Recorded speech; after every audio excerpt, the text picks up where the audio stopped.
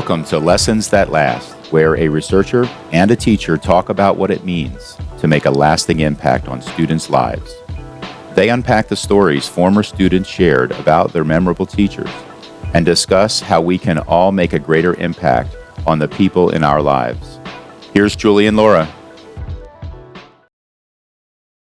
Hello, and welcome back to the Lessons That Last podcast. I'm Julie Hassan, professor, researcher, and big fan of educators everywhere. And with me is my lovely co-host, Laura Estes-Swilly. I am an English teacher, I'm a writer, and I, like many of you, am slugging through the exhaustion of fourth quarter school year. We could use an extra spring break. It's time. Yes, one was not enough, but here we are. And the end is in sight. I mean, we're getting there. Absolutely. Well, I hope this story we have for everyone today gives us all a little boost. It certainly is one of my favorites, and it speaks of the brilliance of teachers who find creative ways to deal with students who we might call challenging. I prefer to call these kind of students performers. Well, I think it also speaks to how important it is to notice your students' talents and see them as gifts instead of burdens in the classroom. So I happen to know, because we've been friends for decades, that you might be a student who a teacher would call a performer. I was a performer on and off the stage, and really the world is a stage. And I know a story about your performing as a very young student. And I'm not sure this story is widely known, but I have been waiting for the right opportunity to invite you to talk about your performance on the playground as a first grader. So If you would, Laura, will you share? I will share. And really, I was very young because I was inspired by the TV show All in the Family in the 70s, when the daughter on the show got pregnant. And Gloria, right? Gloria. Yes, Gloria Stivic. She was married to Mike. Yes. And she was pregnant, and they came to the episode where she was going to have the baby. And I was really, really impressed by that acting. I just was inspired. And so I began performing my own childbirth scenes, both on the playground. I think I did it in my yard. Like anybody who wanted to catch a baby, I was willing to act out giving birth to that baby in the most dramatic way, of course. Very painful, lots of screaming and yelling and pushing. Oh, those poor daycare teachers. I'm sure I was a lot. I love that you, as a first grader, reenacted the birth of Joey Stivic, various parts of the school and neighborhood. Awesome. Good times. I can't help but wonder how the teachers responded to this performance. Well, I will say that, like a lot of women in that situation, I did want some privacy. So we would move to like a quiet part of the playground, maybe behind a tree, and then begin the performance. And I will say that I was always wearing pants, so it didn't get like weird. It wasn't an R-rated performance. No, it was very super PG, because literally I was screaming in childbirth. And I think they were very frustrated with me if I had to name it, it would have been frustration. Because, and you didn't really know this, I also would enact drunkenness on the playground. And so I would stumble and slur my words and like, have a pretend cigarette, and I was fabulously drunk often on the playground. And so you were like Betty Davis as a first grader. I was. Give me a role and I will bring it to life. That is true. So I think they were just really frustrated with me. Here they are at after school care. They're tired. They taught all day. Now I get this. They taught all stinking day. And here they are with like 30 or 40 of us just waiting for our parents to get there. So I don't remember if they talked to my mother about my Gloria Stivic impressions, but they definitely talked to my mother about my drunk impressions. And she was very, very upset with me. She felt that everyone was going to think people were drunk in our house all the time. And I'll be honest, I don't think I had ever seen anyone drunk in real life. I had only seen it on TV, and I was so impressed with those performances. Like, really, this was just me honoring those excellent actors. And I wanted to share it with my peers who might have missed it. Their parents did not let them watch those things on TV, which makes me think, as a teacher of primary grade students, there are a couple of things there that I think I would have thought. One is I would have had to try not to laugh about it, because you don't want to encourage that on the playground. But also, you're anticipating the other kids going home, telling their parents, and then getting calls or questions from other kids' parents about what is going on the playground. Wow. So that never occurred to me. I would imagine had it occurred to me, I would not have cared, because performance is life. But I actually, in all the years since then, have never even thought about that. I wonder what other kids were saying when they went home about what they were seeing and participating in. Some of them were participating, right? Holding my hand. Yes. Someone was the Lamaze instructor. Right. There. You have to wonder what they said at home. And in retrospect, as a teacher, and especially with you and having watched you work with younger grades most of your career as an administrator and a teacher, I wonder why someone didn't maybe redirect that energy into something purposeful or positive. Which is what we're going to see in Marc's story about Ms. Rainey today. But before we get there, did you ever have a student who had a propensity for performance? And how did you handle that, kiddo? I have had many students with propensity for performance, and I think I handled it exactly like you would assume I would. I completely embraced it.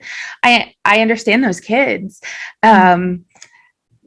I had a student, I know you will remember this student. You never met him, but we talked about him a lot because he really challenged me for the first 2 or 3 years of my career. I had him over and over and over. Yes. We called him Cupcake. I remember Cupcake. Yes. And Cupcake was a challenge because he was so bright and so on all the time. And I was so new and I didn't really know how to handle him. And I remember telling him one day, I just wish you would use your power for good. And he laughed and laughed. And I think that was a turning point for us because I realized, oh, I have to teach him how to use his power for good. Right? Saying it out loud registered for me.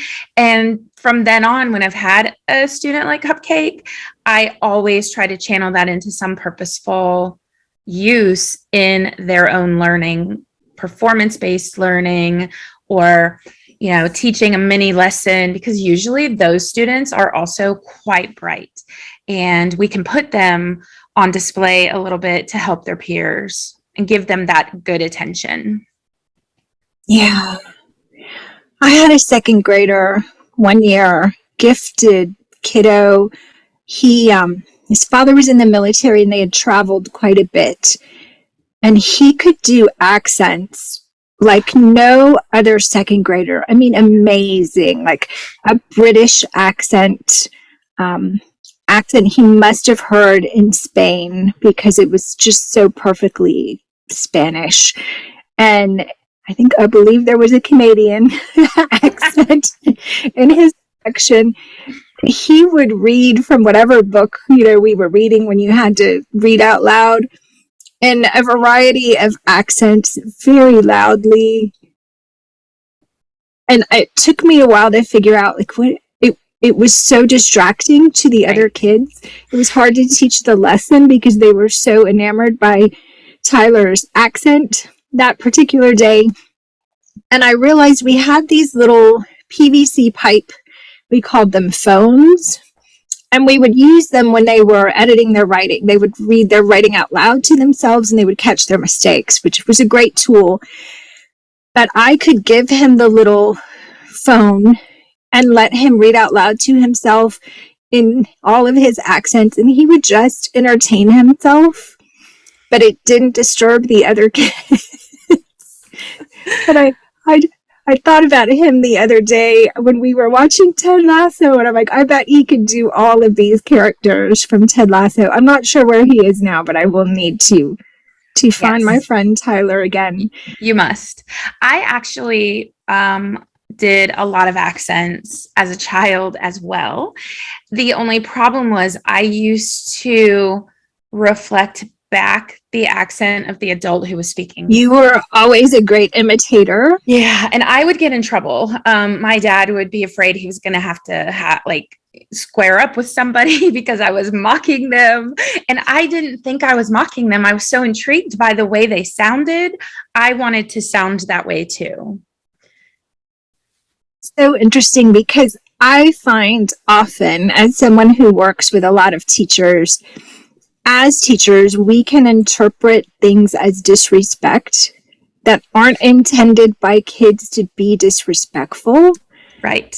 They're performing, they're like Tyler doing something that entertains them and that they like to do. And because it may interfere a bit in our lesson, or because it may feel like mocking, we interpret that as disrespect when that's not the intention.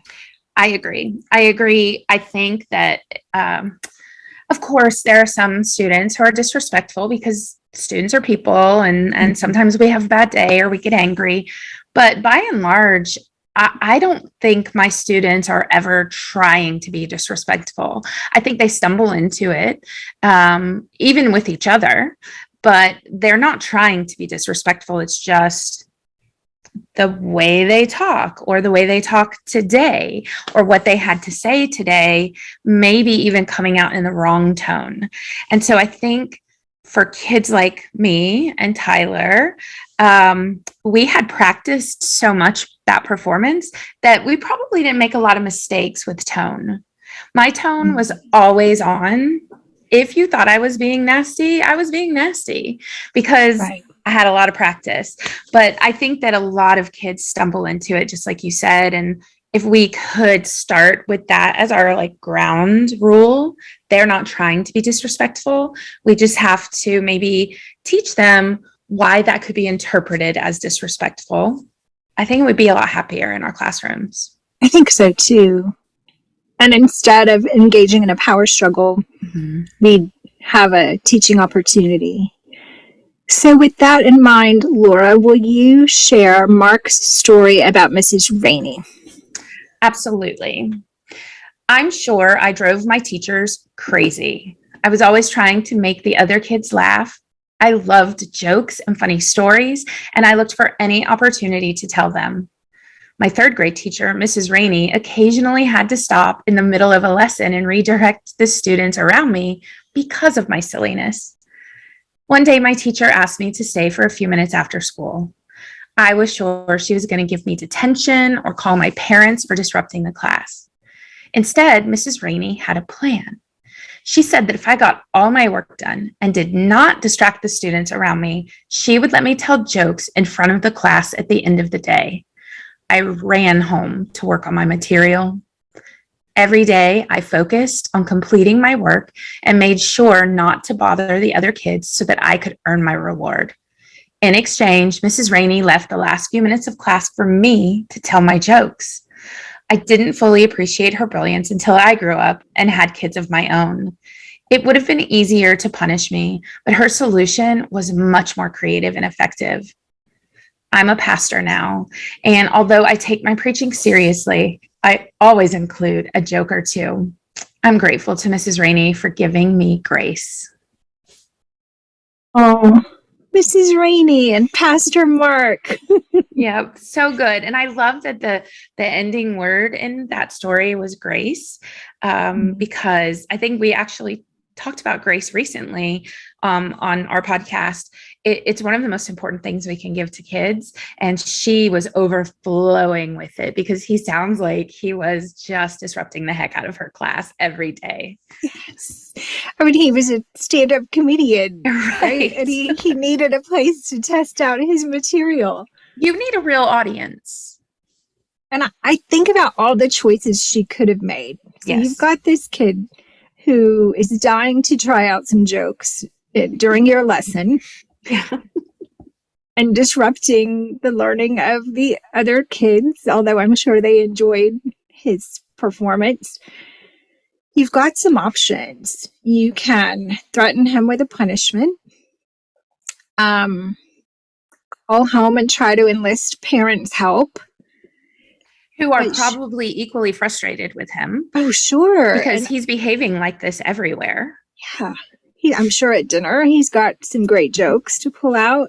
Plus, they're not in the classroom when he's feeling this impulse to tell the joke.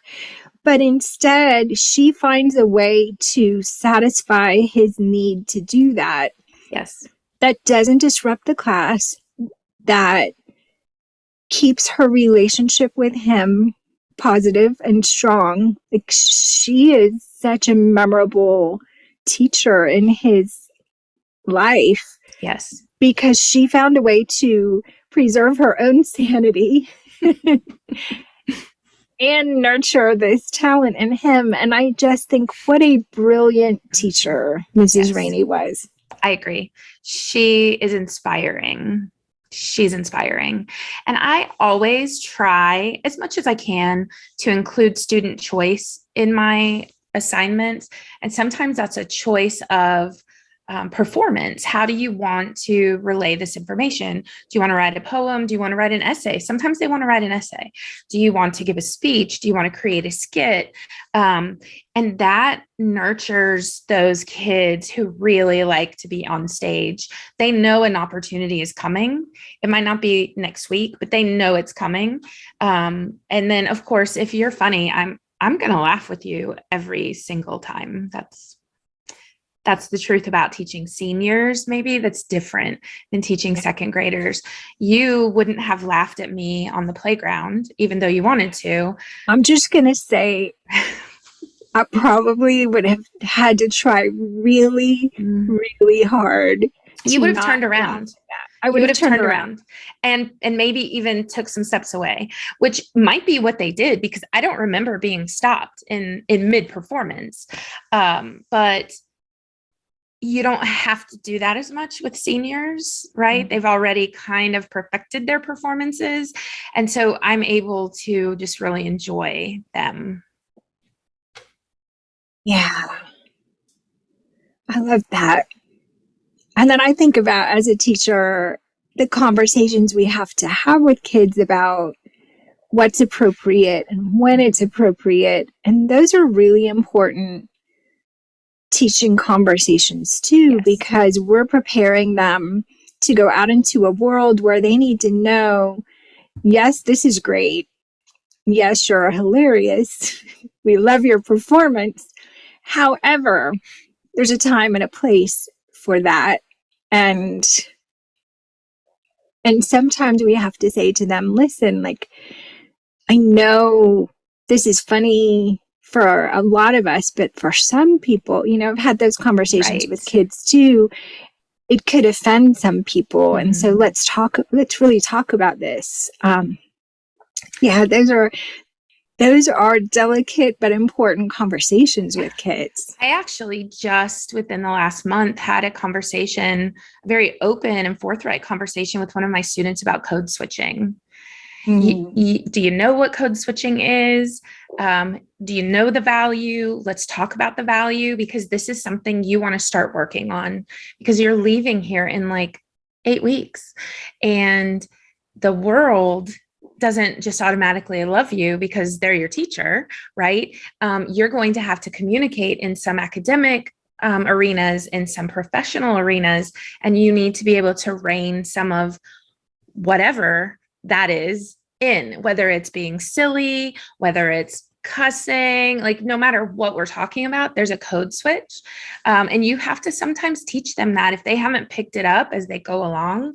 I feel like sometimes I'm like the catcher in the rye. I have to grab you and make sure you know that this isn't going to fly. How can we make some better choices?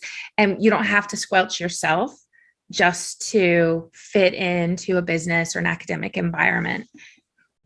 That's the key, isn't it? How do we do that? How do we help guide them in that way without crushing that Right. spirit, that sparkle, that performance, that identity? Even if we're talking about code switching, how do we have those conversations and still value the identity that they bring, and teach them how to successfully navigate in the world? Right. And so I do a lot of talking to them about role models who they see who are like them. So like Marc, who is hilarious and silly, but also does really well in a business environment and is well respected and highly revered. There's code switching happening there. Let's watch that person. Or like my student or any other student for whatever reasons. I mean, kids today, their language is so wildly inappropriate, and they have, whereas, I mean, always kids' language has been inappropriate, but we had stops, right? Yes. We code switched ourselves. You don't say this if a teacher can hear you, and they have none of that now. And so that's something that we have to overtly teach them, because you can't always speak in every arena the way you're speaking in the hallway or with your best friend or with your sister. Right. And although we had All in the Family and Gloria giving birth, and Right. apparently some drunk people on the TV, social media, we did not have TikTok, and cable was like just starting, cable TV. So we were not exposed to everyday, at least in your family and my family, and most of the kids we grew up with, not exposed to everyday language that was inappropriate for many settings, you know? Exactly. Yeah. And that, we don't do them any favors if we don't have those conversations, or if we just punish without having conversations about what they need to know before they go out into the world. Mm-hmm. Absolutely. I have this really wonderful memory of Cupcake. In his sophomore year, I had him for homeroom as a freshman. So we started together, and at that time we had homeroom every single day. So I had like 15 unstructured minutes with this wild child. And then his sophomore year, he walks into my English class, and I was like, oh no. But I was able to channel him. And I remember so clearly now this is 22 years ago. He and a couple of his friends, we had read Julius Caesar, and they had to modernize it, contemporize it, using any genre they wanted to. So they did East Coast, West Coast rapper battle. And of course, Julius Caesar was Biggie Smalls. And then two of the students freestyled funeral speeches about Biggie Smalls. those are brilliant kids, but how easy it would be to miss that because they were driving me crazy. Right. Right. And Cupcake, like pulled out all the stops as Eminem, and it was a thing of beauty and brilliance. Mm. And I knew this is what channeling your talent for good is. You can do so many things, and I understand that he is a PE teacher now, so also still on stage performing every day. Oh, Cupcake. Yeah. And I love me some Biggie. So Right. all of that works for me. Oh, so good. Oh, that's great. And the one thing you have that every great teacher I know has is a sense of humor. And when you deal with kids and brains that are not yet fully developed and kids who desire all eyes on me and some attention, you have to have a sense of humor about it, because if you get offended easily, I'm not sure teaching is the right space for you. Right. That's true. I say at times, I don't like proclaim this at the beginning of the year, but every once in a while, someone will be worried in my classroom. One of my students, did I get offended by something? Was something offensive to me? And I always say, guys, like, this is not a challenge, but you can't offend me. You can't shock me. I'm an old lady, and I I've gave seen birth on the first grade right. playground. I was on the playground, okay? But I've seen almost everything. You're not going to offend me. If you're seeking to offend me, I can tell, and that offends me, right? Not what you're saying or how you're behaving. And I have to tell you, on Friday, I have a student who has really been a struggling student all year, very struggling student, very close, like DF all the time. And we're talking about a senior and graduation is on the line. And we had a little project and he had carte blanche. You do it how you want to do it. And he said, can I write a rap? And I was like, absolutely, you can write a rap. Let's go.